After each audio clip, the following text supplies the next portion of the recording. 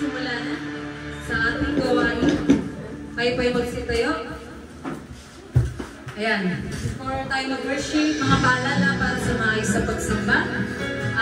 Kung may mga bata man tayo na dala-dala, tingnan natin upang hindi makapag-disturb sa ating pagpupuri sa ating Diyos sa buwan. At lalo-lalo na sa please turn your cellphone off or put on silent mode para hindi makapag-disturb po sa inyong mga katabi sa pag-worship natin sa ating Diyos. At ang pinakamalaga is mag-focus tayo sa pag-aawit at sa pagpupuri sa ating Diyos. Amen po ba? Amen. Pumalakpak po ang nagagalak ngayong linggo na to. Hallelujah. Let's pray. Heavenly Father, Lord, we thank you, Panginoon, for this day, Lord. Panginoon, muli po kami pinagtipon, Lord God, sa iyong panambahan, Panginoon, upang, Panginoon, na magalak, na magpuri, sumayaw, Panginoon, magpasalamat sa iyo, Lord, oh God. We pray, Panginoon, alam ko, Lord God, matagumpay na ang gawain, Lord God, ng Jacob's PCI. Ngayon pa lang, Panginoon, we declare in the name of Jesus, hallelujah.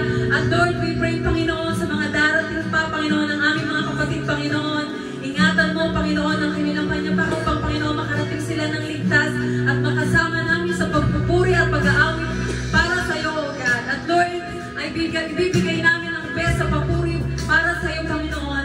Maulan man, Lord, pagamat, Panginoon, alam kong sasamahan kami ng libo-libong anghel, Panginoon, upang magpuri, Panginoon, at maitaas ka, O God. Maraming salamat, Lord God, sa iyo po ang mataas sa papuri at parangal. In Jesus' name we pray. Amen and amen. Handa na po bang magpuri ang ating mga anak ng Diyos? Amen. Ang hina, hindi pa rin yan. Pumalakpak ang handa na. Hallelujah. Come on.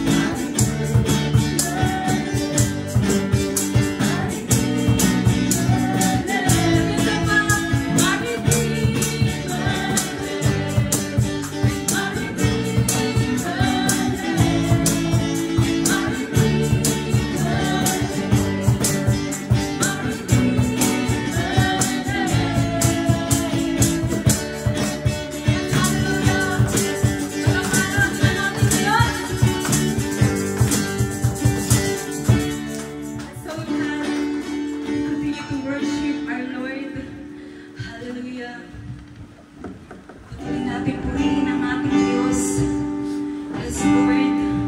We worship you, Lord.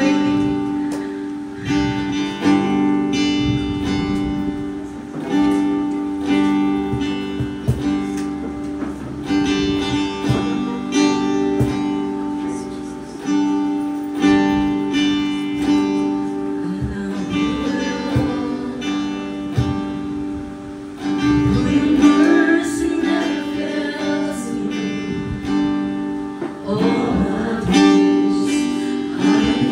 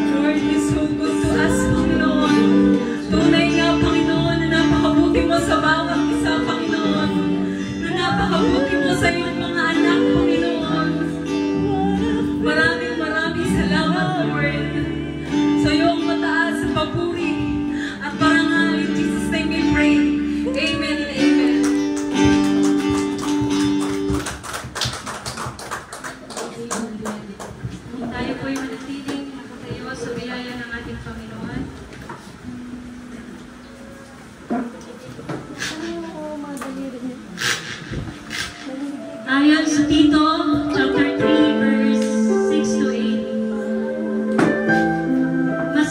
Masaganang pinagkaloob ng Diyos sa atin ng Espiritu Santo sa pamamagitan ng ating tagapagligtas na si Jesucristo upang tayo maging matuwid sa pamamagitan ng kanyang kagandahang loob at tayo'y maging tagapagmana ng inaasahan nating buhay na walang hanggan.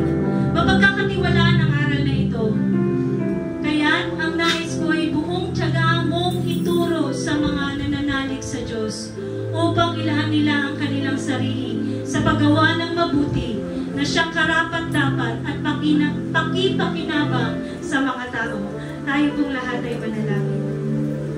Panginoong Hesus, tunay nga Ama, na napakabuti mo sa buhay ng bawat isa. Tunay, Lord, na nakikita sa amin, Panginoon, yung ginawa mo, Panginoon, sa krus ng Kalbaryo. The righteousness that you have, O Lord Jesus, we have seen in each and every one of us here today, Panginoon. Lord, dalangin ko na mga Panginoon, ikaw po ang patuloy na mag-usap sa bawat isa. May your words be magnified in our hearts, O Lord, na ikaw ang ma-exalt sa dakong ito, Panginoon. Itago mo po ako sa iyong likuran at Ikaw ang siyang maghayag sa bawat isa na naririto, Panginoon. Katulad ng bilin ni Apostol Pablo kay Tito, Panginoon, na patuloy na ipangaral ang iyong mabuting balita sapagkat ito ay maaasahan, Panginoon. Kaya mo, Lord, manurture kami, Panginoon, sa bawat salitang aming papakinggan, Panginoon, at aaralin sa umagang ito. Change our hearts, open our minds, open our ears, Lord, so we can understand your words clearly. Ito po ang aming dalangin, Panginoon, na may pasasalamat at pananampalataya sa matamis na pangalan ng aming Panginoong Jesus. Amen and amen. Ayan, magsimpo na po ang lahat. Inanyayahan ko po yung, meron pa po ba ang nasa likod? Dito po, meron pa po tayong upuan sa harap. Sige po, ayan, mga kapatid.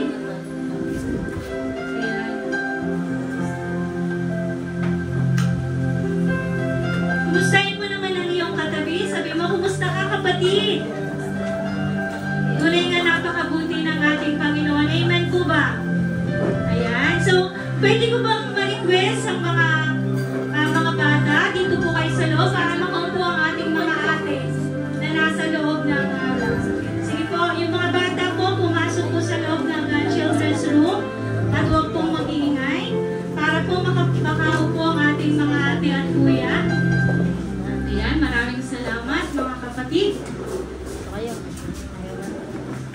Ayan, tayo po ay magsisimula ng pag-aaral at pinale ng pag-aaral natin sa aklat ng Titus or sa Tagalog ay Tito. So, tayo pong lahat ay mag-aral ng salita ng ating Panginoon. Tabihin mo naman yung katabi mo. Sabi mo, kapatid, handa ka na ba? Amen. So, tayo po ay mag-aaral ng salita ng ating Panginoon na matatagpuan po sa Titus chapter 3. So, bago po natin puntahan ng Titus chapter 3, para maunawaan po natin, ito po yung sulat. So, kapag sinabing sulat o epistle, ito po yung dugtong-dugtong, hindi po tayo nagbabasa ng sulat na dulo agad. Amen? So, sa pag-aaral din ng salita ng ating Panginoon, marami po ang may mga apostol na sumulat sa mga churches and even personal message, kakatulad ng Pailimon. So, kung titingnan natin, ang sulat po, hindi mo siya mauunawaan kung tatalong ka na sa uling bahagi ng sulat. Amen? Kailangan umpisa mo sa simula hanggang sa dulo. Ganyan po ang pag-aaral ng epistle o tinatawag na sulat. So, ito po yung sulat ni Apostol Pablo kay Tito. So, sabi dito sa unang chapter, ito yung instruction ni Pablo kay Titus. Makikita natin dito na every letter ni Pablo, he acknowledged yung kanyang sinusulatan. Amen po ba? Katulad ni Titus. And even the churches from Corinthians, Colossians, and dun sa mga churches na kanya pinadadala ng sulat. So, ganun din. In chapter 1, makikita natin dito that Paul acknowledges Titus. And ganun din, pinakita niya dito yung mission na ibinigay niya kay Tito. And yung strict requirements ni Apostol Pablo for appointing elders. So nakita natin yan at napag-aralan natin yan in chapter 1. And in chapter 2, ito po'y tinuro ng ating kapatid na si Sister Ness. Ito'y directive na tinuro ni Apostol Pablo sa churches ng Crete. So alam naman natin, ang Crete po ay parte ng Greece na kung saan ito po'y island. Sa mga hindi po nakakaalam, ito si Apostol Pablo po ay sumulat kay Tito upang paalalahanan at bigyan ng warning ang mga churches in Crete. And not only that, he also asked Titus to appoint elders and even yung mga leaders dun sa church ng Crete. Sapagkat pansamantala lamang po na iniwan ni Apostol Pablo si Tito doon. At in the latter part na pag-aaralan natin, Pablo asked Titus na siya ay babalik din kasama ni Pablo. So, ito po yung pinag-aralan natin. Sabi dito, promote sound doctrine. So, napakahalaga mahalaga po yan sa isang panambahan na maipahayag ang tamang doktrina. Kasi kung ano po yung pinifeed ng nagtuturo sa mga tao, ayun po yung kanilang tatayuan na pananampalataya. At kapag mali ang tinuro, mali din po ang tatayuan nilang pananampalataya. Amen po ba? So that's why it is very important na maipromote, maipahayag ang tunay na doktrina. Ano ba yung tunay na doktrina? Ito po yung patungkol sa ating Panginoong Hesus. Not only when He was born o hanggang sa siya'y namatay, kung paano po lumakad si Hesus. Ayun po yung mahalaga. Kasi minsan, nandun na lang tayo sa December 25, Jesus was born. Amen? Pero hindi natin alam kung paano nag-sacrifice ang Panginoon sa bawat isa sa atin. Amen? So sabihin mo sa katabi mo, nag-sacrifice ang Diyos para sa iyo. And that's why, ganun din ang payo ni Apostol Pablo kay Tito na siya ay dapat, kung ano po yung maging karakter ng mga older men, older women, young women, and bondservants. So kung makikita po ninyo sa mga wala rito, pag-aralan po ninyo yan para maunawaan ninyo yung panghuli o finale chapter na pag-aaralan natin ngayon. And we are trained, they are trained by the grace of God. It is not na marunong sila, no. Ang nagtitrain sa bawat isa sa atin ay ang grasya ng Diyos.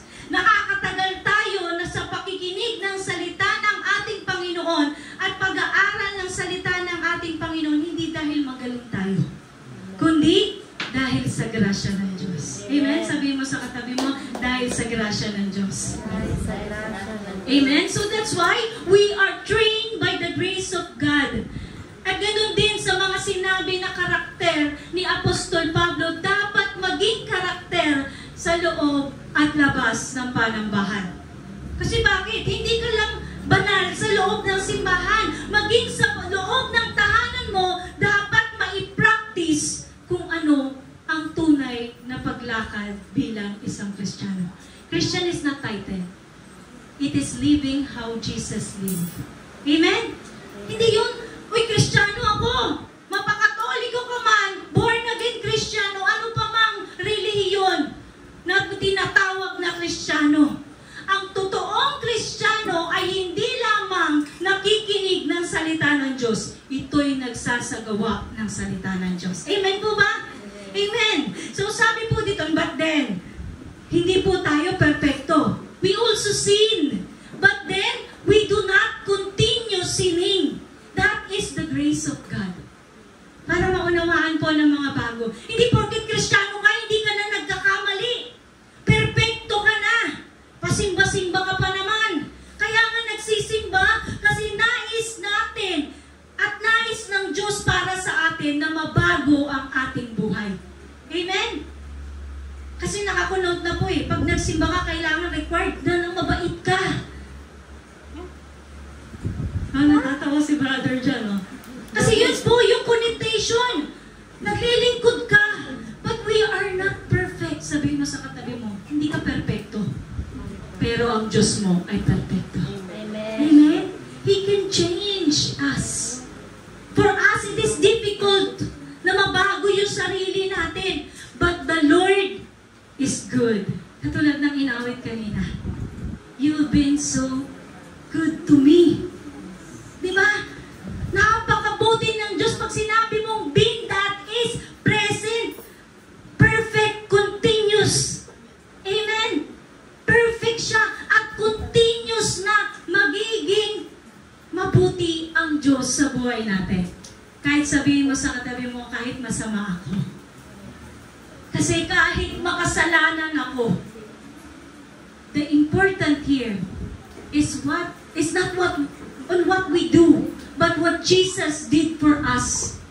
Saka lang papasok yung sa chapter 3 na dapat natin i-practice ang doing good because you are saved by grace. Amen?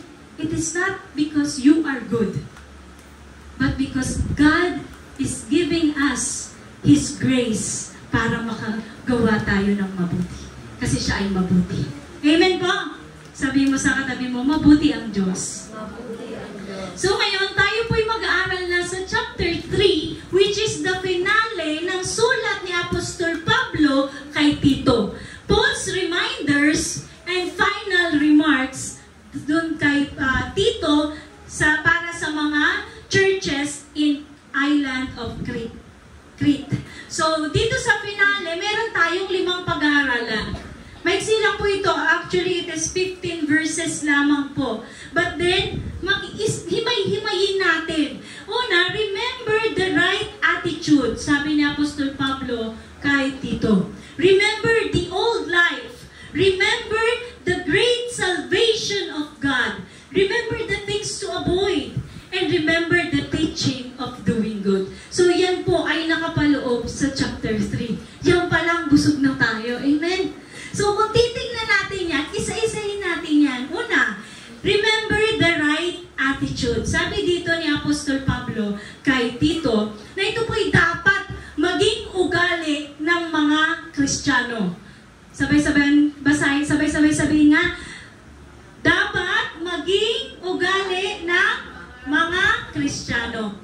Paalalahanan mo ang mga kapatid na magpasakop sa mga pinuno at may kapangyarihan. Sundin ang mga ito at laging maging handa sa paggawa ng mabuti. Kung titignan natin dito, nakapaloob ang salitang pinuno. Dito, kung alam naman natin that in the first chapter, yung mga pinuno, inutusan ni Apostol Pablo si Tito na mag-appoint ng mga leaders. Okay? So sabi dito, paalalahanan mo magpasako. Bakit? Ano po ba ang karakter ng mga taga-Cretes? Sila po ay mga liars, mga sinungaling. So, kailangan po nilang magpasakop sa mga pinuno at may kapangyarihang sundin ang mga ito at laging handa sa paggawa ng mabuti. Ito po'y dapat maging karakter ng isang Kristiyano. Sabihan mo silang huwag magsasalita ng masama kanino man, umiwas sa pakikipag-away at maging mahinahon at magalang sa lahat ng tao. Isa-isahin po natin yan. Sabi po dito, remember the right attitude as a Christian. It is a reminder for them to be subject to rulers and authorities. And yung rulers, hindi lang siya sa loob ng simbahan. Ito po'y meron din tayong rulers katulad ng mga gobyerno. Lalo na sa kapanahunan ngayon, ang mga tao po, ang mga especially kabataan, sila po'y lapastangan na sa gobyerno. Alam natin, ang gobyerno, they are corrupt. Alam niyo po ba, hindi lang ngayon. Even before, even in when days of Jesus Christ, yung government na meron sila ay corrupted na. Amen po ba? Because in their lives, they are also corrupt. Hindi lang po yung gobyerno, maging yung mga taong hindi kumikilala at sumasampalataya sa Diyos, they are all corrupted because of sin nature na meron tayo. Sabi mo sa katabi mo, makasalanan ako. We are all sinners. That's why, sabi dito, remind them to be subjected to rulers and authorities, to obey, to be ready for every good work, to speak evil of no one, to be peaceable, gentle, showing all humility to all men. So, alam niyo po ba, lahat ng karakter na yan ay pababa sa pagpapakumbaba. Amen? Hindi natin magagawang sumunod kung wala tayong kababaan ng loob. Bakit? Bakit ko susundin yan? Diba? Mali naman yung ginagawa niya. Mali yung mga gobyerno, they are all corrupted. But then, sabi ng Panginoon, do it to glorify God. Gumawa ka ng mabuti kahit walang nakakakita. So sabi po dito, peaceable, gentle, lahat po yan ay babagsak sa humility o pagpapakumbaba. Remind them, in the grammar of the ancient Greek, Ibig sabihin, applicable siya not only for them, but also for us. Because it's always present. Present tense po yan. So sabi dito, go on reminding. Titus was to constantly remind the Christians under his care to show proper respect and humility towards all people. Kaya, alam niyo po ba, kung wala ang humility, wala yung pagpapakumbaba, napakahirap magpasakop. Hindi lang po sa otoridad, maging sa ating Panginoon, higit sa lahat. Kung wala tayong pagpapakumbaba sa ating sarili, kung wala yung Kristo, kasi si Jesus po yung nagpakumbaba. And that character will manifest to those who believe in Jesus. Amen po ba? So sabi dito, towards all people, particularly those in the position of authority. Knowing that sometimes difficult character of the people of Crete, as mentioned sa Titus 1, napakahirap po. Napakahirap pamunuan ng mga lapastangan. Amen po ba?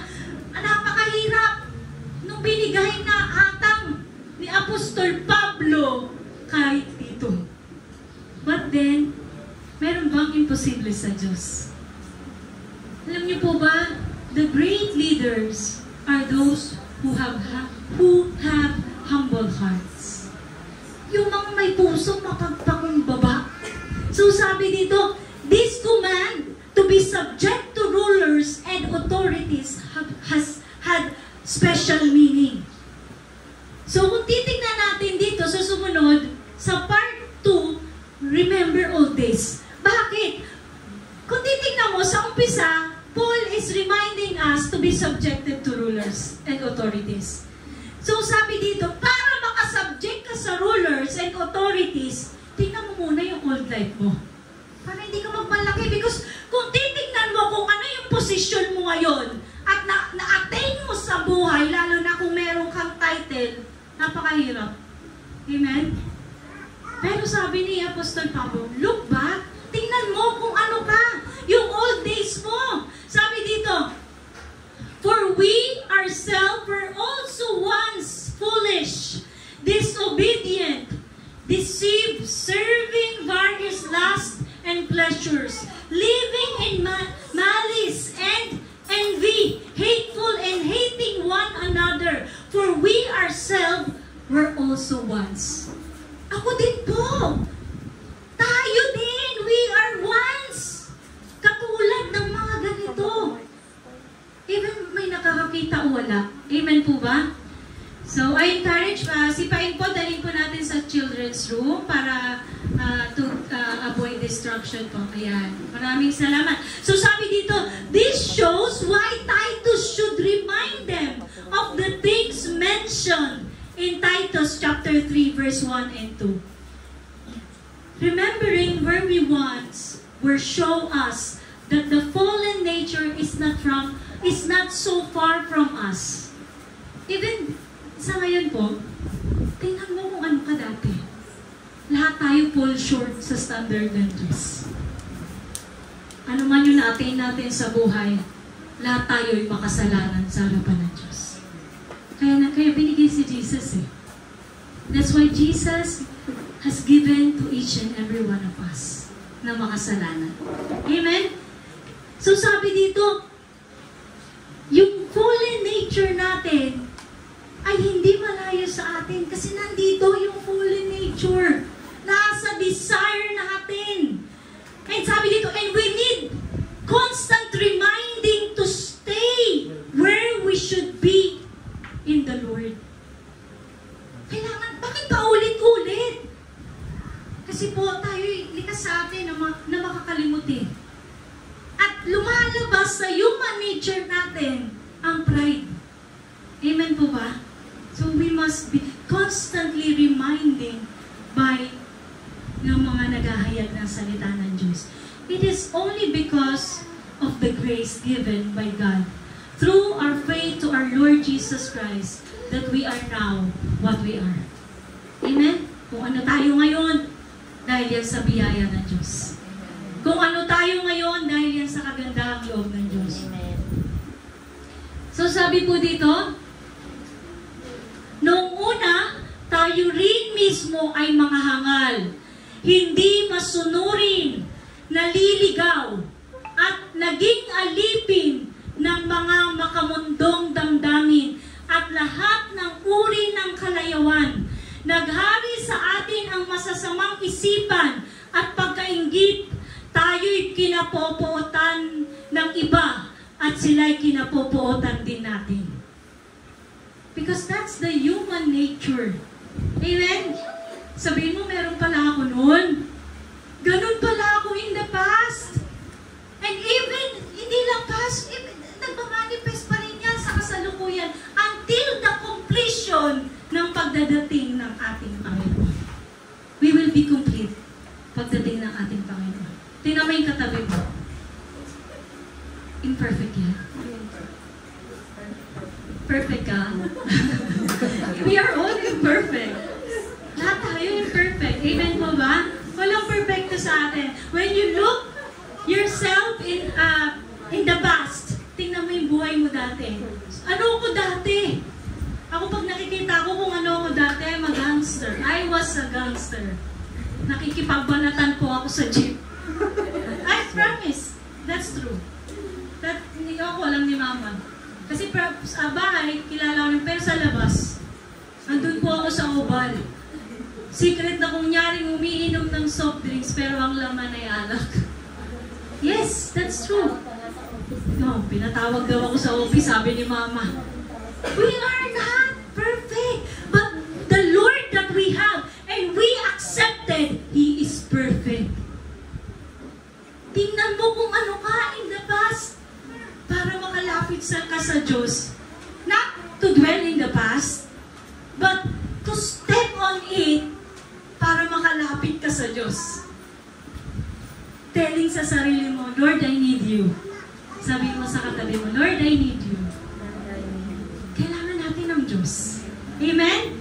And kinabubuutan natin ng iba. Napakahirap magpatawad. Amen? Ganon din kinakabutan din tayo.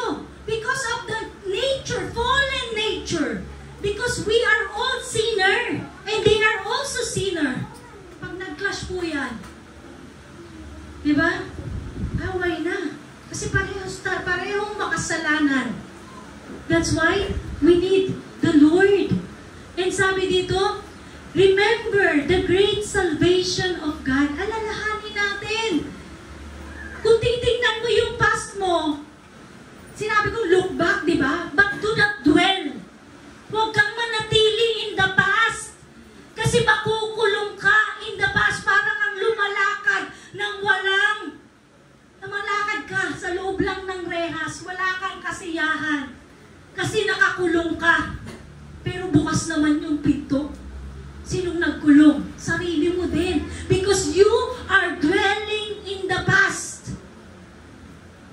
Kaya nais ng Panginoon, look back lang para kung nakikita mo sa sarili mo, lumulutang ka na, may pride ka na,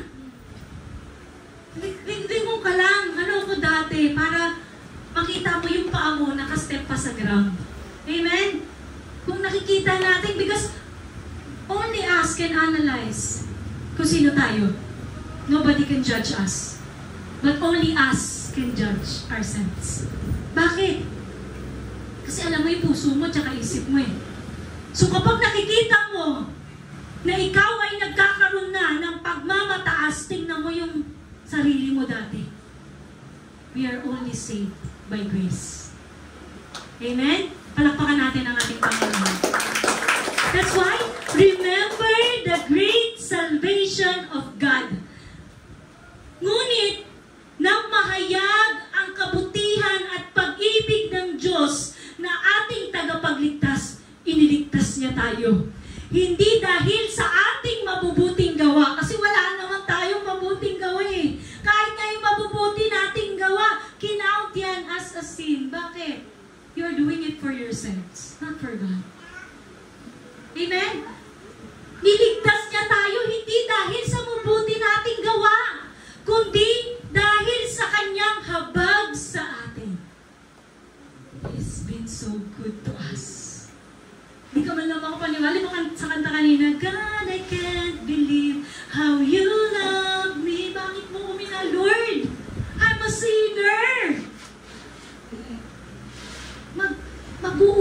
sa puso mo ang pagpapakumbaba kapag nakita natin mismo na tayo'y makasalanan sa harapan ng Diyos.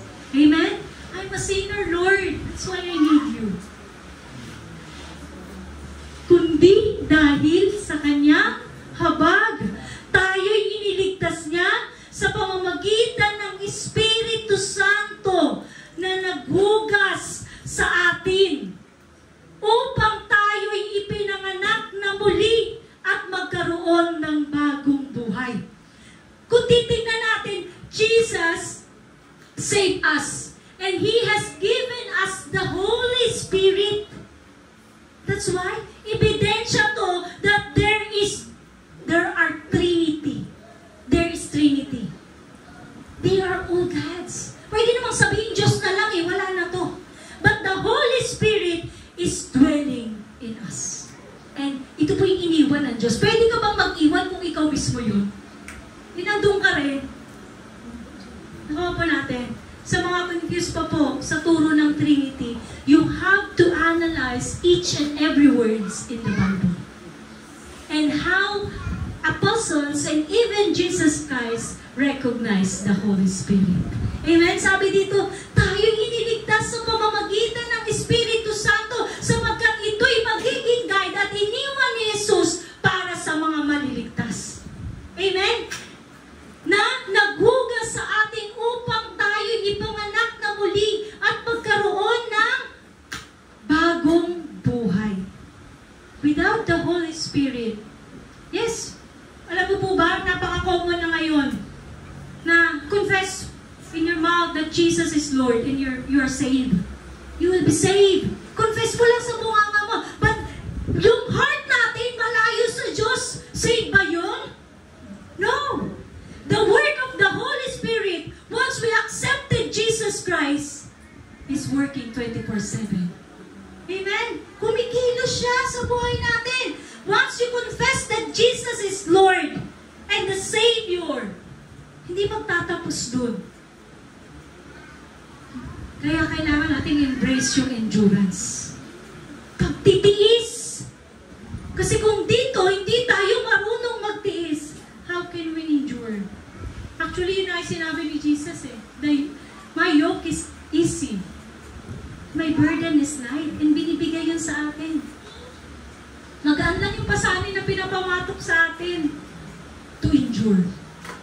Lord, ang hirap kasi ang dami kong gusto, ang dami kong will na dapat masunod. Sabi nga ng Panginoon, diba? Kailangan natin iwan. So we can walk. Napakahirap nga naman po nun. It is not easy. Ay, hindi ko i-guarantee sa inyo na madali. Mahirap. Kasi ang kalaban mo sarili mo. Amen? Sabi mo sa katalim mo, okay lang yan. Mahirap lumakad kasi kalaban mo sarili mo eh. Eh kung tayo'y pinapaalalahanan ng Panginoon at iisa sa isip natin na tayo'y iniligtas sa pamamagitan ng ating Panginoong Jesucristo. Iniligtas niya sa pamamagitan ng Espiritu Santo na naghugas sa atin upang tayo'y ipanganak na muli. Again, hindi natatapos sa confession. There must be a total repentance. Kasi, alam niyo po ba, common na ngayon eh. Altar call. Tawag. You confess in your mouth that Jesus is Lord, you are saved. And then the life after that, paglabas ng simbahan, ano ka? That's why Christianity is living how Jesus walked. Amen? Yung mamuhay kung paano lumakad si Jesus. If we do not walk where Jesus walked, we cannot be saved. Ikinonfess ko naman sabi doon sa isang verse na binasa mo, basahin ang buo. That's why it's very important to read the Bible. Hindi ka lang mag-dwell sa isang verse. Basahin natin lahat. And sabi dito, remember the great salvation of God, but when the kindness and the love of God, our Savior, toward men appeared. When we were in the place described by Titus sa chapter 3 verse dun sa verse 3 kung ano tayo. Di natin kayang iligtas yung sarili natin. We were rescued only by the grace, the kindness, and the love of God. He reached out to us long before we reach out to Him. Ito yung maganda. Bago mo pa i-reach out si God, i-reach out niya na tayo. In His very own special way. Bago mo pa abutin, Lord, bago pa ako lumapit sa'yo, nandyan ang Panginoon. Lord, alam natin na ang Panginoon ay kasama natin. He is Emmanuel. God is with us. Amen po ba? Sabi mo sa katabi mo, God is with us. Not by works of righteousness. Hindi dahil mabuti ka. Hindi dahil, kasi kung titignan mo, kung ang basihan ay righteousness ng tao, lahat magkakaroon ng self-righteousness. Ano pa yung righteousness ni Christ? Hindi mo na kailangan yung righteousness ni Christ kapag righteousness lang natin ang pagbabasihan natin. Amen po ba? Kaya kasi, dapat natin isa-isip, wala tayong righteousness. The only righteous is Jesus. Kasi kung righteous tayo, we don't need Jesus. We are all sinner. Amen? So sabi po dito, not by works of righteousness which we have done. Our salvation isn't based, we're talking about salvation Ay, hindi naman pala kailangan, meron kasing pilosopo na ganito, hindi naman pala kailangan ng righteousness. Wait, there's more. Nasa 3 pa lang tayo. Di ba? Salvation isn't based. We're talking about the salvation. Salvation isn't based on any works of righteousness which we have done. In and of itself. Response to an altar call. Yun yung sinasabi ko kanina. Kaya naman, each of these may be wonderful works of righteousness. Ano yun? Yung ginawa ng ating Panginoon. Even giving, hindi tayo maliligtas. Sabi ng topic kahapon sa West Krame. Giving, praying, even fasting, it cannot save us. They cannot save us. Only Christ. Amen? So sabi po dito sa sumunod, masaganang pinagkaloob ng Diyos sa atin ang Espiritu Santo sa pamamagitan ng ating tagapagligtas na si Kristo Jesus. Jesu Kristo, upang tayo gawing matuwid sa pamamagitan ng kanyang kagandahang loob at tayo'y maging tagapagmana ng inaasahan nating buhay na walang hanggan. Mapagkakatiwalaan ang aral na ito. Ano itong aral na tinutukoy? Ito, si Kristo. Yung masaganang pinagkaloob ng Diyos sa atin na Espiritu Santo. Ayun po yung mapagkakatiwalaan. Kasi kung yung aral lang na head knowledge na meron tayo, walang magbabago.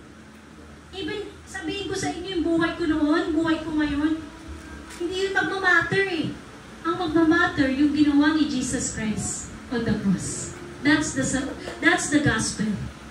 And even yung mga nag-testimony, mga sa book of gospel. Ano yung mga book of gospel? Youth? Matthew? Marcos? Sige nga, parecite nga ako isa dyan. Allah. Sige nga, Kari. Anaya. Carmela. May bumubulong na. Asan? May Sino? bumubulong. Ayun o. Ayan, sige, Kendra na si Ate Kendra. Amin. Huwag nyo mga padisan nyo. Dalhin nyo. Ayun lang ako nag-special dali ka lang. Laksan mo, Big. Laksan mo na dyan ka na. Sige, dito ka na sa loob. Sige, gusto lumabas. Susunod ang picture yan. Naka! Sige, go. Huwag mo, New Testament daw. Gusto pa New Testament, paruhin niya. Wow. Or gospel lang. Yung MT, MC. Nakalimutan. Mateo. Ayun, sige. Sabi mo na yan. Ako, yung for gospel. Mag-discussion kami dito.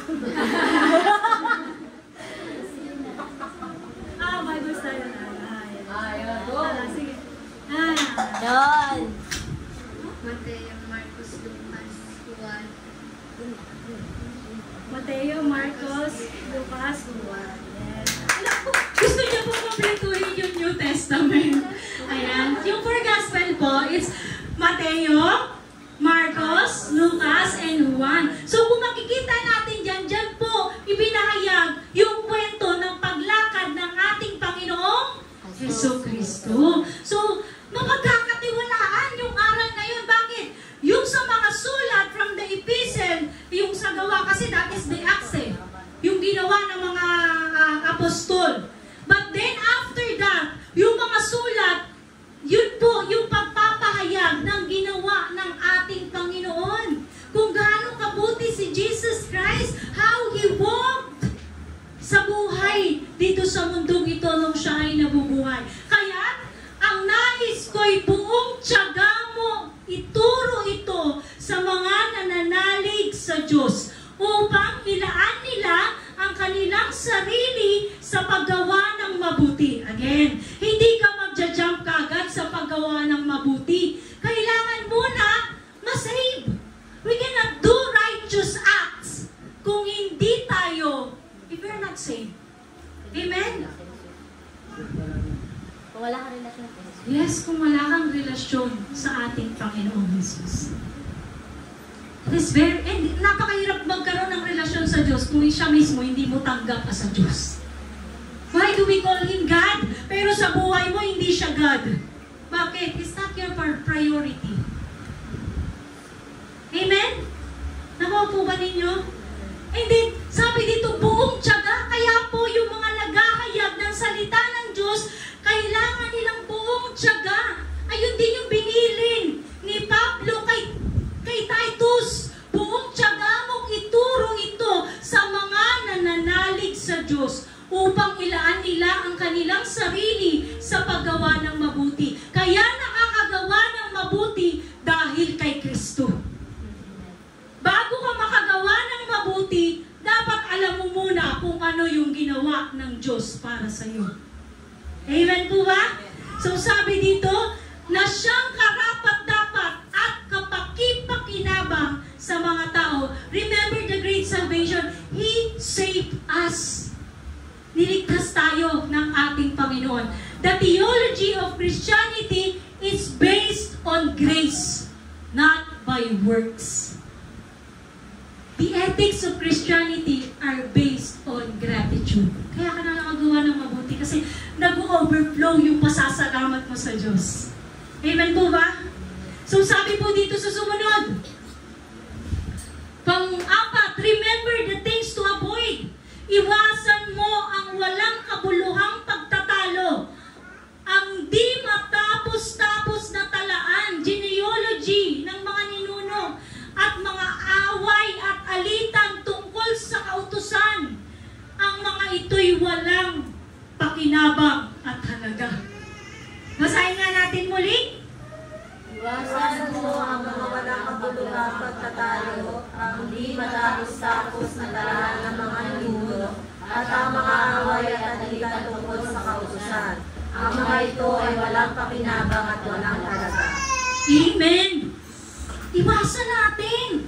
Pagka nag-i-start ka na mag-share at tumutungo sa pagtatalo, iwas ka na. Kasi hindi naman pinipilit ang salita ng Lord eh. Hindi kailangan ipilit sa tao. Kasi pag pinilit mo sa kanila, hindi rin nila tatanggapin. So iwas na kung dumadating sa pagtatalo ang pag-share ng gospel. Iwasan yung pagtatalo. At ano pa man, kasi yung mga Israelita po, yung mga Hudyo, mga Jews, hindi sila matapos-tapos dito sa genealogies na to. At kung ano pa yung turo tungkol sa kautusan. Ang mga yun ay walang pakinabang. Si Pablo na mismo nagsabi, he is Hudyo. Hudyo siya. Nag-aral siya kung paano niya inaral bawat kautusan. Pero siya sa kanya na mismo nagsabi. Siya na mismo ang nagsabi, walang pakinabang at walang halaga. Sabi po dito sa sumunod, pagkatapos mong sawayin minsan o makalawa, iwasan mo na ang taong lumilikha ng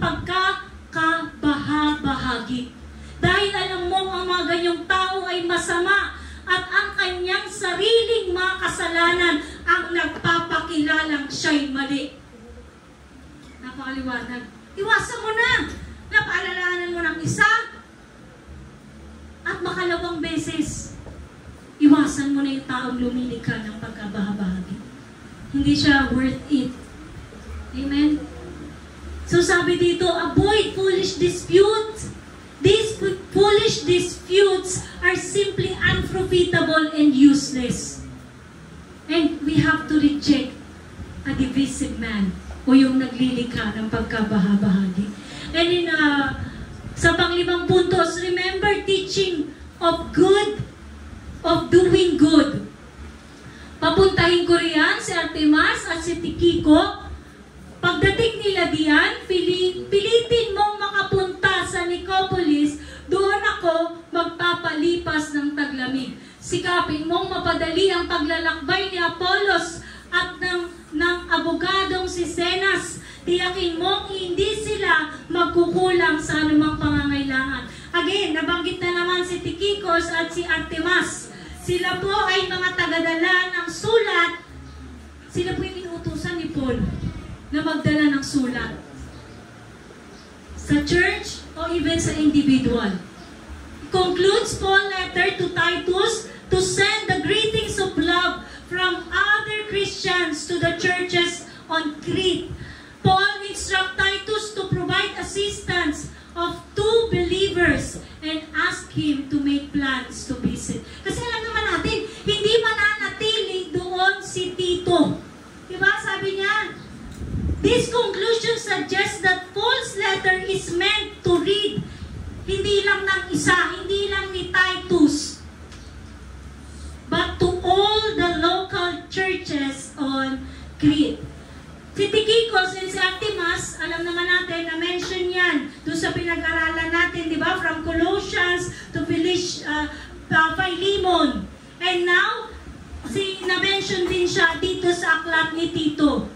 Paul considers sending either Artemas or Tychicus to Titus in Crete, indicating both. So, papalitan ngayon nila si Tito na naiwan dyan. Dahil si Tito ay babalik kay Pablo.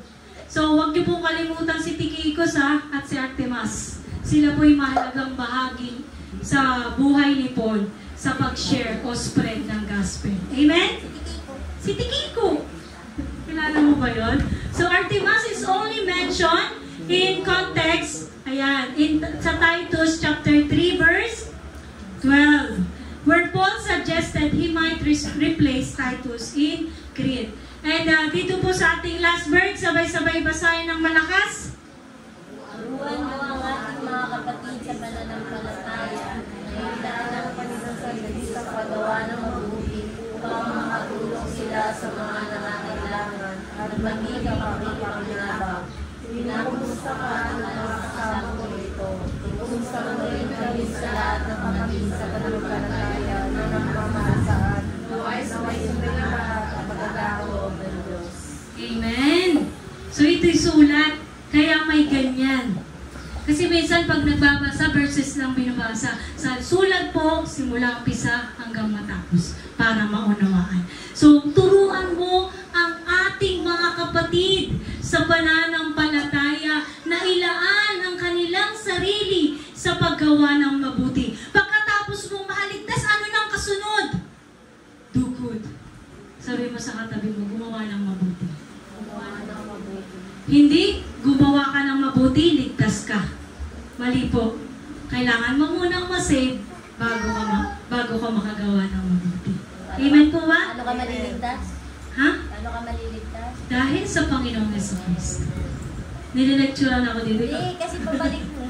Amen! We are all saved by the grace of our Lord Jesus. Amen? So sabi dito, kinukumusta ka rin ng mga kasama. So kung titignan mo, si Apostol Pablo, habang sinusulat niya yan, may mga kasama siya na kumukumusta rin kay Tito. Naway sumayin lahat ng kagandang loob ng Diyos. Paul reminds Titus of 7 positive behaviors and 7 contrasting sin, which he is to insist is on teaching correctly. False teachers are to be cut off, not given a public platform. Believers are not to waste time bickering or pagtatalo, but focus on good works and urgent needs. This passage also explains how salvation is entirely the result of grace of God, not our own good deeds. Tayo pong lahat ay tumayo sa biyaya ng ating Panginoon. And let us remember itong mga napag-aralan natin. Remember the right attitude. Remember our old life. Remember the great salvation of God. Remember the things to avoid. Remember the teaching of doing good. So tayo pong lahat ay manalangin. Hallelujah, Jesus. Panginoon, maraming salamat, Lord God, sa natapos naming pag-aaral. Again, Lord, nakatapos na naman po kami ng isang book, Lord God, in the Bible, and it is all because of your grace and mercy. It is all because of your wisdom, Lord God, that you have given us. Salamat, Lord, for giving us the understanding, Panginoon, na maunawaan ang iyong mga salita. And maraming salamat, Lord God, sa buhay ng mga kapatiran ko sa pananampalataya na naririto. Tunay nga, Panginoon, ikaw ang siyang tumawag sa bawat isa. We are saved, Panginoon, because nabuhay ka. At yung buhay mo, Panginoon, na nilakaran sa mundong ito ay matuwid. Ama, maraming salamat, Lord. Tulungan mo rin po kaming lumakad ayon sa iyong kalooban. Lumakad ng may matuwid na pamumuhay, Panginoon. Lord, tulungan mo kami, Lord God, sa bawat weaknesses namin, Panginoon. Help us, Lord God, to change our hearts, Lord. Tulungan mo po kami, Panginoon, sa lahat ng mga kahinaan namin, Lord God. I pray, Lord, sa kongregasyon na to, kaming lahat ay sa iyo, Panginoon. Ikaw ang ulo ng iglesia at patuloy namin i-acknowledge and i-recognize, Panginoon, sa aming mga buhay na kami sa iyo. At ikaw ang ulo, kami ang katawan, Panginoon, na iyong panambahan. Ganon din po sa pag-aalala namin, Panginoon, sa ikalawang gawain, Lord God. Kaya ang kalugdan mo, ang pagsasama-sama namin, pagtitipon-tipon namin, Lord God, na sa pagtanggap namin, Lord, sa sumisimbolo sa iyong katawan at dugo, paging dapatin mo ang bawat isa sa aming Panginoon. Yung buhay na meron kami, Lord God, we are all sinners and we need you, O Lord God Jesus. Patuloy namin papahalagahan, katulad ng sinabi ng aming Apostol Pablo, na alalahanin namin sa aming mga buhay ang ginawa mo sa krus ng Kalbaryo. Ito po ang aming samot na langin sa pangalan ng aming Panginoong Jesucristo at sa tulong ng Banal na Espiritu Santo. Amen and amen. Inayayaan ko po ang mga elders na ipamahagi po ang sumisimbolo sa katawan at dugo ng ating Panginoong Jesucristo. Kaya ang sino man, sabi po ni Apostol Pablo, kaya ang sino man kumakain at umiinom sa kopa ng Panginoon sa parang di nararapat ay nagkakasala sa katawan at dugo ng Panginoon. Kaya dapat siyasatin ng tao ang kanyang sarili bago siya kumain ng tinapay at uminom sa kopa. Sapagkat ang sino man kumakain at umiinom ng hindi nararapat at hindi kinikilala ang kahalagahan ng katawan ng Panginoon ay kumakain at umiinom ng katulad laban sa kanyang sarili. Iyan ang dahilan kung bakit mahina at sakitin ng marami sa inyo at may ilan ngang namatay na. Kung sisiyasatin natin ang ating sarili, hindi tayo hahatulan ng ating Panginoon. Hallelujah, Jesus. Patuloy po tayong magpasiyasat sa Panginoon. Let's take this opportunity na manahimik at magnilay sa ating sarili. I-acknowledge ang ginawa ng Panginoon sa krus ng Kalbaryo. Patuloy na pahalagahan at kilalanin ang bawat hirap ng ating Panginoong Jesus.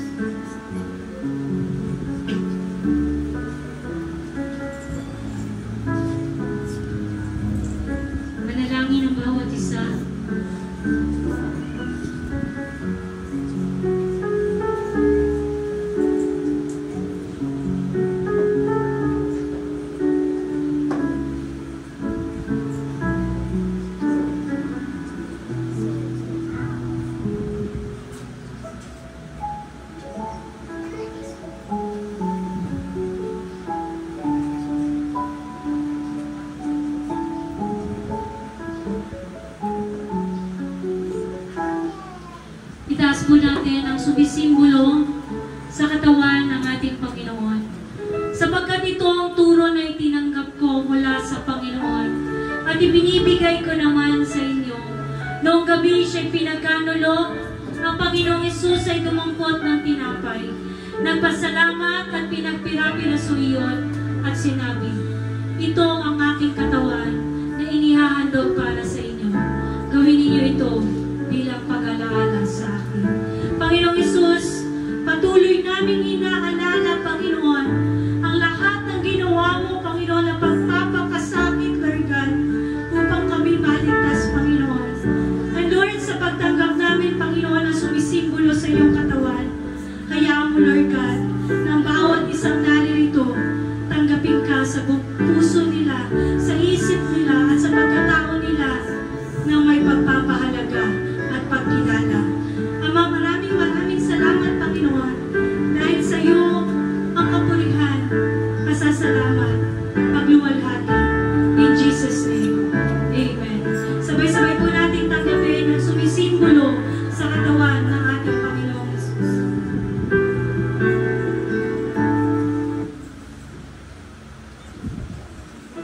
Itaas po natin ang kopa o ang saro na sumisimbolo sa dugo ng ating Panginoon.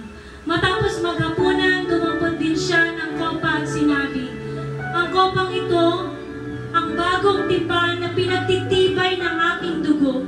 Tuwing iinumin ninyo ito, gawin ninyo bilang pag-alaala sa akin.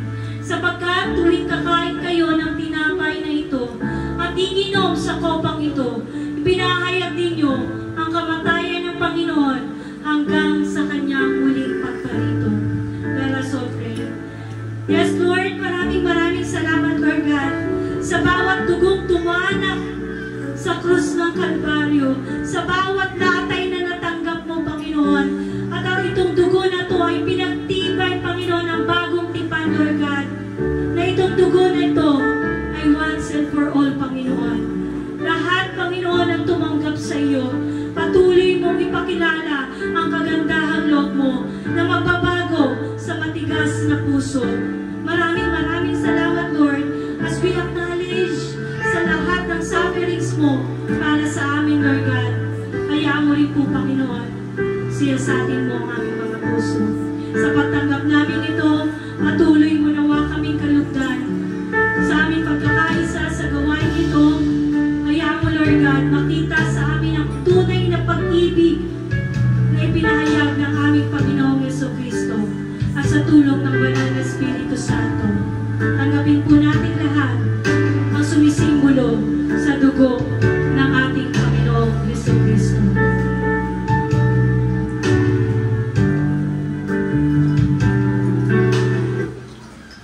Awitin po natin lahat.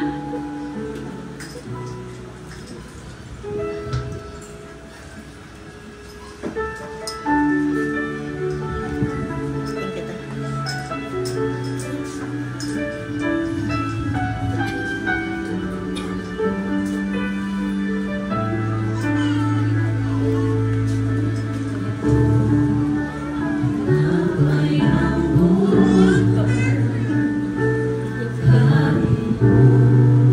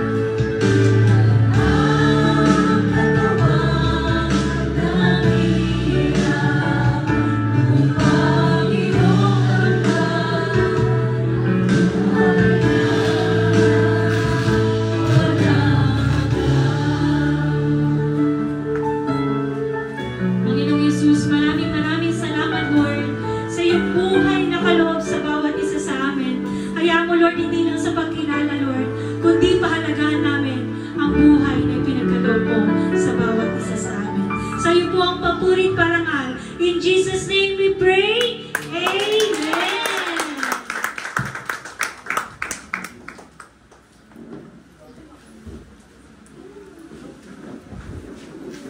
Sa mapagpalang umaga po sa ating lahat. Ngayon naman po, dadako tayo sa pagbibigay. At sumaati nawa yung kabutihan at kagandahang loob ng Diyos sa bawat isa sa atin. Sabi po sa John 3:16, gayon na lamang ang pag-ibig ng Diyos sa sanlibutan, ibinigay niya ang kanyang buktong na anak upang ang sumampalataya sa kanya ay hindi mapahamak at magkaroon ng buhay na walang hanggan. Napakabuti ng Panginoong Diyos Ama. Siya yung unang nagmahal sa atin at nagbigay. At sabi nga po doon sa Genesis na bago niya tayo nilikha, ibinigay niya na yung ating pangangailangan. At ibinigay niya pa sa atin ang ating Panginoong Jesus na namatay at muli nabuhay para sa atin. Sa ating pagbibigay, hindi tinitingnan ng Panginoon kung gaano kalaki o gaano kaliit yung ibinibigay natin para sa Panginoon. Tinitingnan ng Panginoong Jesus yung puso natin na tulad ng ating Panginoong Jesus na sa dakilang Diyos Ama, kusang loob niya ibinigay sa atin ang ating Panginoong Jesus. Kung mababasa natin sa Genesis, yung mga sila Abraham, Isaac, yung mga tinawag at pinili ng Diyos, bago sila nagbigay sa Panginoon ng ikapok o kung ano yung meron sila, kinilala muna nila yung Panginoon sa buhay nila, kung puso nilang hinanap at tinanggap. Kaya sa ating pagbibigay, sabi po sa 2 Corinto chapter 9 verse 8, sa verse 7, ang bawat isa sa inyo ay magbigay ng ayon sa sariling kapasyahan, na walang pag-aatubili at hindi sa militar, dahil mahal ng Diyos ang mga nagbibigay ng may kagalakan. Ang puso natin kailangan magbibigay tayo para sa gawain sa Panginoon na may kagalakan sa puso. Nga tulad na sinabi kanina, nabubuhay tayo sa biyaya at habag ng ating Panginoon. Makakapagbigay lang tayo sa Panginoon kapag bukas na yung isip at puso natin na buong pananampalataya, na kinikilala natin ang kapangyarihan ng Diyos na sa Kanya nagmula ang lahat. At dahil sa biyaya at habag ng Diyos, tayo ay nagkakaroon. At dahil sa biyaya at habag ng Diyos, naranasan natin yung pagbibigay dahil sa pag-ibig natin sa Panginoon. Amen po ba? Ngayon po ay dadako tayo sa panalangin. Samahan niyo po ako sa panalangin na ipanalangin natin yung ating ipagkakaloob. Dakilang Diyos Ama, marami pong salamat dahil sa ikaw po yung unang nagbigay at nagmahal sa amin sa pamamagitan ni Jesucristo. Maraming salamat, Panginoon, sa pagkatawag at pagkapili mo sa bawat isa sa amin, Panginoon. Dahil sa kabutihan at kagandahang loob mo na naranasan namin, yung kaligtasan na makilala ka namin sa buhay namin, na naranasan namin yung biyaya at habag mo, Panginoon, kung gaano kakabuti at katapat sa buhay namin. Marami pong salamat, Panginoon. Basbasan mo ang aming ipagkakaloob sa aming gawain para sa iyo. Nawa, ito'y ipagkaloob mo, Panginoon, na ang puso namin ay maggalak sa pagbibigay sa iyo, Panginoon. Marami din po salamat, Panginoon. Ikaw ang katuparan ng mga pangako mo sa amin. Marami pong salamat sa pangako mo sa Jeremiah 29:11 na ako si Yahweh, ang Diyos ng lahat ng tao. Walang anumang bagay. Ako si Yahweh, ang nagbibigay ng pag-asa at kinabukasan para sa hinaharap. Marami pong salamat sa magandang kinabukasan mo, Panginoon, sa Jacob's PCI family, sa pangalan ni Jesus, na ikaw po ang magpapalago at magpapalawak nito. Sa pangalan ni Jesus, marami din po salamat sa puso na maglingkod sa iyo, Panginoon, na maihandog namin ang aming sarili para sa iyo, Panginoon. At sa bagay na material, bukod sa kayamanang hindi mauubos, ipagkakaloob mo ang lahat ng aming pangangailangan sa pamamagitan ni Jesucristo. Sa iyo po namin ibinabalik ang parangal at papuri sa pangalan ng Diyos Ama, Diyos Anak, Diyos Espiritu Santo. Amen.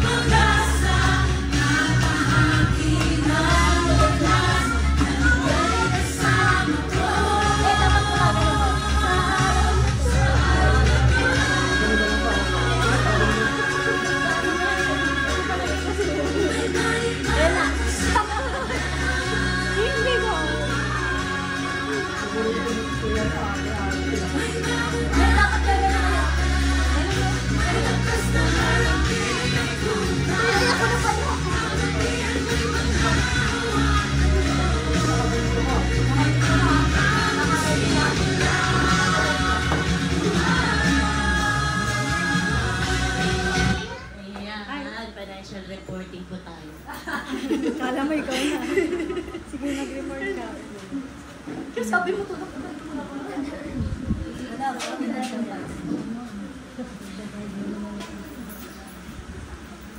Ayan, mga kapatid, naririnig naman po, no? Amen. Ayan, praise God. Pinagpala po bang lahat ng anak ng Diyos? Amen. Amen. Darako na po tayo sa financial report for the month of June. Ayan. Unahin po natin yung expenses for the month of June 2025. So, yung church rental fee po ay nagkakahalaga ng 4,000. Yung water bill, yung prime water yung ginagamit po natin panghugas, ayan, sa CR, 152.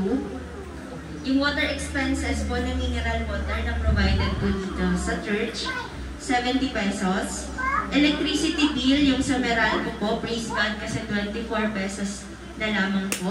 Ayan, napakabuti po na ang ating Panginoon, di po ba? Answered prayer po yan kung naalala niyo po yung pinag-pray natin before. Kasi dati, di ba, 1,000 plus, experience Isang beses po. 2.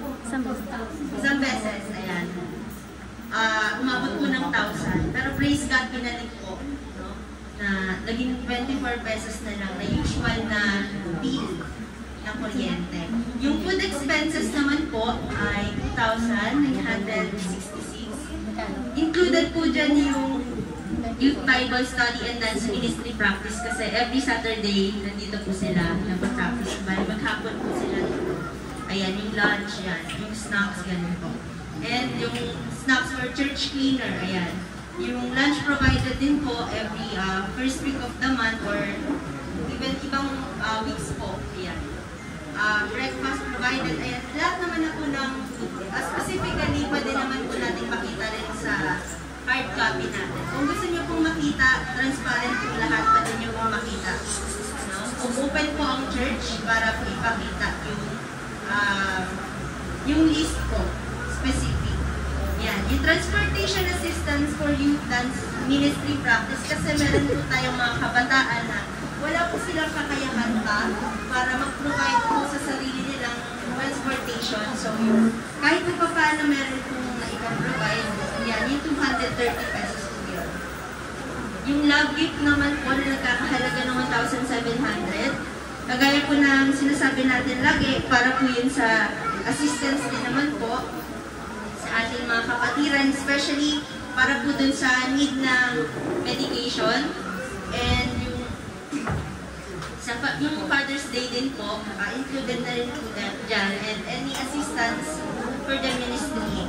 Ayan, yung linawin lang po natin yung love gift, no? Kasi yung love gift, wala pong natatanggap kahit sino dito na tumatayo po, kundi pag-provide lang po ng paglilingkod po sa ating Panginoon na wala pong nakukuha kahit na ano pong love gift. Especially po kay Ate Pastora yan. Patotoo lang po ako kasi nabibless po ako every time na nag-lista ng mga expenses po sa church kasi nakikita po doon kung gaano ka-willing talaga yung mga kapatiran din na mag-provide, no? Na kahit hindi hingin kung saan nilang binibigay. So, praise God po sa buhay ng mga kapatiran natin na ganun po, no? And yung sa supplies and equipment expenses naman po, ang total amount po ay 3,570. Included po dyan yung final payment for solar light. Ayan, praise God kasi last na payment na po para sa solar light. Ayan, yung second monthly payment for electric drums, payable po yan over 12 months. So, kagaya po ng pinag-pray natin last time sa bill ng Meralco. Inanyahan ko din po lahat, no? Ipag-pray din po natin yung electric drums na maibenta. Kasi papalitan ng Lord yan ng drums na talaga. Amen po ba? Naniniwala po ba kayo na ang prayer is powerful? Amen! Prayer can move mountains, eka nga po, diba? Included naman na po yan sa ating mga panalangin. Pero inaanyayahan ko pa rin po kayo na patuloy po natin ipanalangin kasi walang imposible sa Diyos. Amen. Amen. Ayan. And then, yung second installment naman po for the bass guitar and speaker amplifier, included na rin po dyan. Payable naman po yan over 4 months. So, 2 months na lang, okay na po. Amen. So, yung total expenses ay 12,712. And yung total tithes and offerings for the month of June, 14,128. So, yung balance po natin from previous month, which is May 2025, 13,075. So, if i-include natin yung total tithes and offerings, yung total funds po ay 27,203 less total expenses na 12,712. Praise God na meron pa rin yung balance for the month of June na nagkakahalaga ng 14,491. Glory to God alone po kasi never siyang nagkulang, sobra-sobra pa po. Sobra pa kasi sa sapat. Amen. Ayan, glory to God.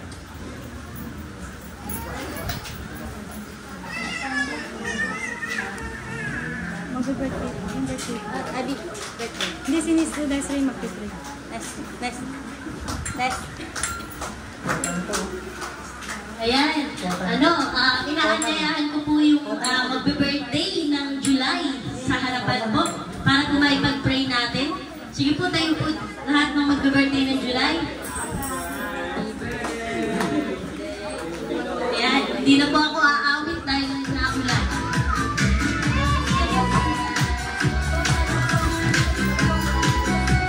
Wala na po, wedding anniversary ng July. Lapit na po, kaya punta na kami sa prayer. July po, July.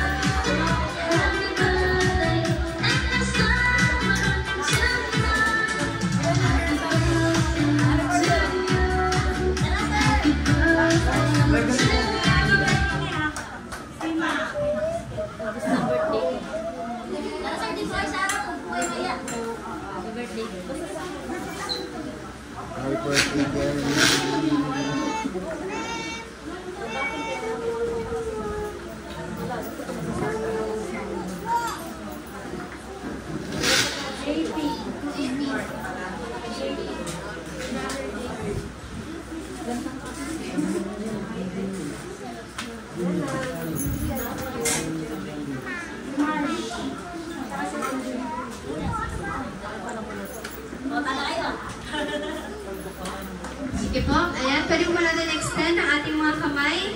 Ayan, at i-bless po natin. Sama-sama po tayo magbigas ng blessings para po sa ating mga kapatid na magdiriwang ng kanilang kaarawan at anniversary ngayong July. Okay, sige po. Hallelujah. Panginoon, maraming salamat sa pagkakataon na ito na kayo po ay nagparanas ng isang mapagpalang taon. Hallelujah sa aming mga kapatid, kay Brother JP, para kay Sister Jeb, Panginoon, at kay Andre, kay Tito Gerardo, Panginoon, at ganoon din po kay Ate Marge. Maraming salamat. At kay Ate Julie, Lord Jesus, maraming salamat sa isang buong taon na ipinaranas mo ang iyong kaluwalhatian, ang iyong kabutihan, ang fruitfulness. Hallelujah. Maraming salamat. Ngayon, Panginoon, hallelujah, as you open another year for them, Lord Jesus, we pray, hallelujah, and we are speaking blessings upon blessings in their lives. Na patuloy mo, Panginoon, pupunuin ang kanilang bangal, Ama, ng iyong pagpapala. At ganun din po, Panginoon, higit pa sa pagpapala ay ang pagpapalang espiritual sa pangalan ni Jesus, na patuloy kanilang makilala, lumago sa pananampalataya, at patuloy na tumibay sa pagluhod sa iyo in the mighty name of Jesus Christ. Lord, dalangin namin, hallelujah, ikaw lamang ang nakakaalam ng lahat ng nilalaman ng kanilang mga puso. Naniniwala kami in your due time, hallelujah, lahat ng mga ito, Panginoon, ay isa sa katuparan mo sa pangalan ni Jesus. Panginoon, maraming salamat, at naniniwala kami ang proteksyon, ang punong-puno ng kagalakan sa kanilang mga puso ay patuloy mo ipaparana sa araw ng kanilang kaarawan. Maraming salamat. Muli pinabalik at sa iyo lamang ang lahat ng papuri, parangal in the mighty name of Jesus Christ. Amen and amen.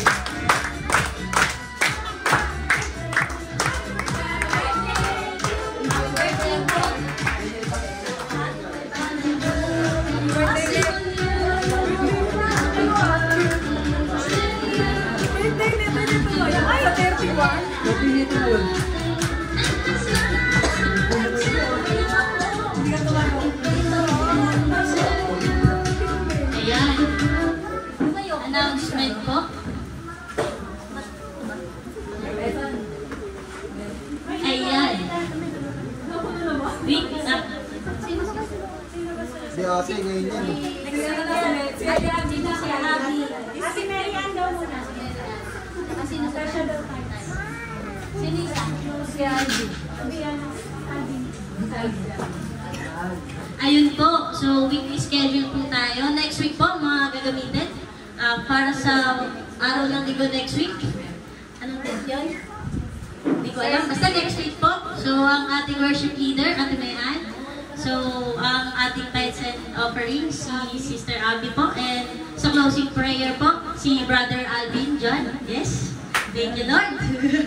And ayan po, reminder po, no? Sa bawat isa sa atin na ipanalangin po natin yung mga kapatiran po natin sa West Mirame.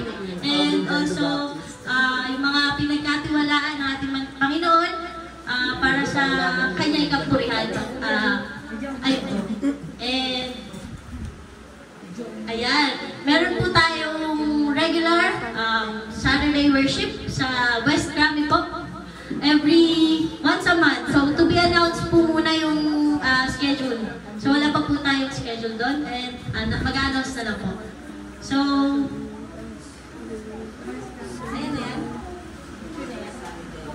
ayan, sure na po pala to. First week ng month. First week ng Sunday. So, first week?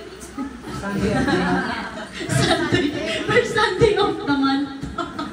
Sorry po. So, next week, August tayo, no? Next month, August. Naka-live ba? Hi! Kawin tayo sa camera. Okay na? Dito sila. Ay, ganun yun. Bali tayo po, no, mga Jacobs BCI, tayo po to be announced po, pupunta po tayo sa West Grame, ipagbisita natin. And sila, ang West Grame naman po is every first Sunday. First week, first month, Sunday. Basta ako nakita ng buwan. First week of the month. Thank you, Jen. Love you. I got you. Ayun. And, regular po tayo, no? Iniimbitahan po natin yung mga young people dyan out there. Yung mga ibang kabataan po, no, na umattend every 8 a.m. to 9:30 a.m. Bible study ng mga young people. So, kung meron kayong mga kaibigan, imbitahan nyo po para kasabay nyo rin makilala ang Panginoon and patuloy na lumago sa relasyon sa ating Panginoon. And yun, music team, practice po natin every Saturday. Yung oras po is every 4 p.m. naman po. Pero kung halimbawa po,